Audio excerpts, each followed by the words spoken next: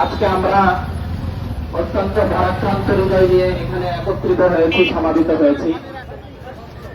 বাংলাদেশের ৫৪ বছরের ইতিহাসে আমরা বিভিন্ন সময় দেখেছি এই দেশের নাস্তিক মুরতাদরা আল্লাহর নবীকে নিয়ে, আল্লাহকে নিয়ে এবং কুরআনুল কারীমকে নিয়ে বিভিন্ন সময় কটূক্তি করেছে। কথা বলেন ঠিক কিনা? কিন্তু আমরা দেখেছি আজকে মুসলমান দাবিরা এই কুরআনদার বাউল ফরমান আমার সরকার আমার আল্লাহকে নিয়ে কটূক্তি করেছে। কথা বলেন ঠিক কিনা?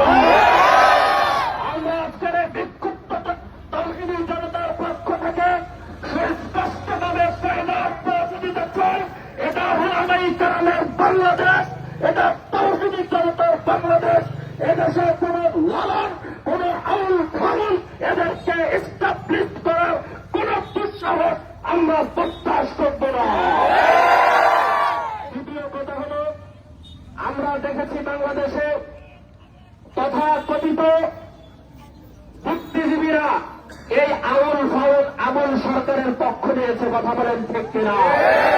এরা বলে যে এটা নাকি বাক স্বাধীনতা।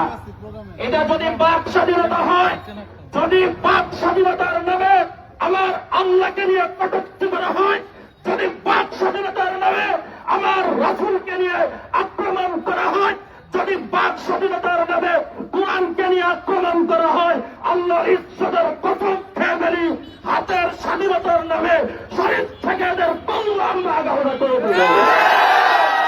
সর্বশেষ কথা বলতে চাই, প্রহার সহ সমস্ত সারা বাংলাদেশের মানুষদেরকে জবাব দিতে চাই, এই লালন আউল ফাউল এদের সাথে ইসলামের ন্যূনতম কোন সম্পর্ক নাই।